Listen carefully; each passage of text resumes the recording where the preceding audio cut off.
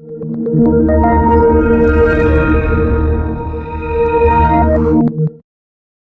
வீடியோவோட sponsor SBI digital marketing. So இவங்களை பற்றி சொல்லணும்னா 5 வருஷமா செயல்பட்டு இருக்கு ஒரு ட்ரஸ்டடான பார்ட் டைம் கம்பெனி. இந்த ஸ்பான்சர் ஒரு ஜாப் ரிலேட்டடானது. உங்களுக்கு ஜாயின் பண்ணணும்னு தோணுச்சுன்னா இப்போ ஸ்க்ரீன்ல தெரிகிற வாட்ஸ்அப் நம்பருக்கு உங்க நேம் அண்ட் குவாலிஃபிகேஷன் சென்ட் பண்ணுங்க. அதாவது உங்க நேமும் நீங்க என்ன படிச்சிருக்கீங்க இல்லை என்ன படிக்கிறீங்க இது இந்த வாட்ஸ்அப் நம்பர் சென்ட் பண்ணுங்க. ஸோ இவங்க கொடுக்குற ஒர்க்கை பத்தி சொல்லணும்னா பெருசாலாம் இருக்காது, ஒரு 5 நிமிஷத்துலேயே முடிச்சிடலாம். ஃபேஸ்புக் இன்ஸ்டாகிராமில் போஸ்ட் போடுறது தான்.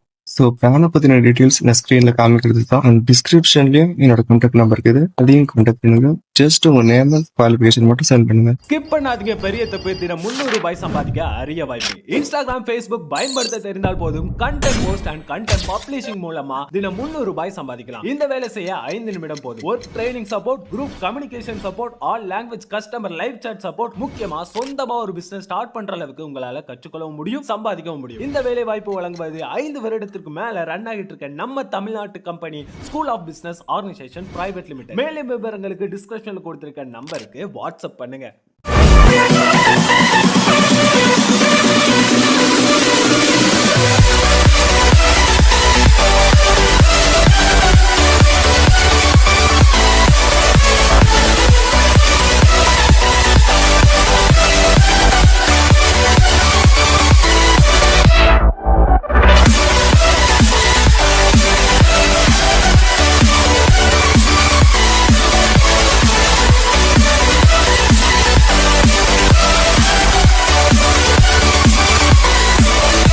Hello guys, welcome to our channel. இன்னைக்கு நம்ம சேனலில் புதுசாக ஓடியில் அந்த மூவி பற்றி பார்க்க போகிறோம். அதுக்கு முன்னாடி லைக் பண்ணி வீடியோ பாருங்க. அந்த மூவினா தரல் IMDb 5.4 ரேட்டிங் கொடுத்துறேன். Action thriller movie.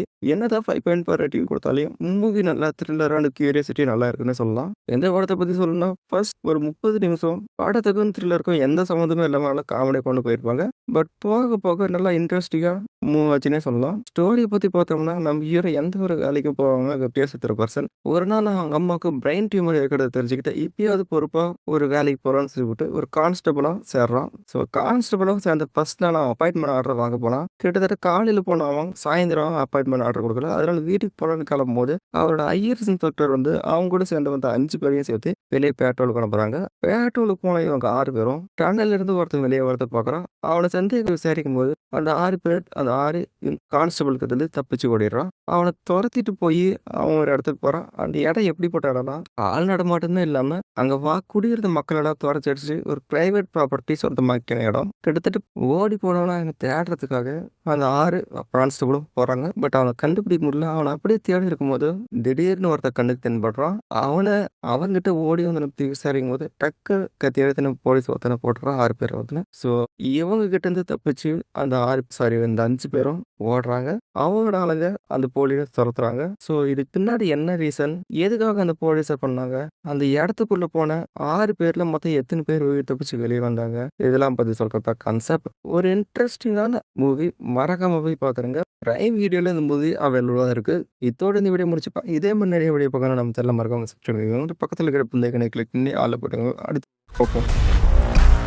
புதுசா எவ்வளோ? புதுசுதான். You are a soldier? I was.